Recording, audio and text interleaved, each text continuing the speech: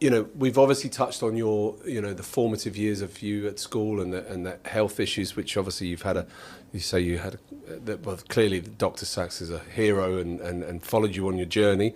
When you were at ENS and, and you were getting into this, were you starting to form an idea of where you wanted your career to go?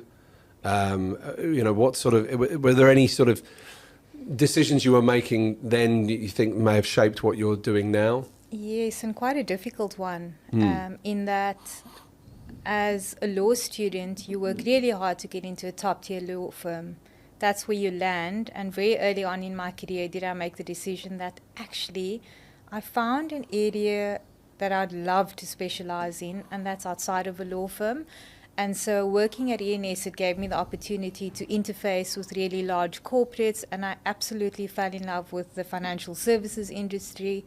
The main reason for that is that I felt that I could directly impact the client in working with them when it comes to financial well-being, peace of mind. So there was something quite special and impactful in seeing that process. I knew that I loved commercial, I loved M&A.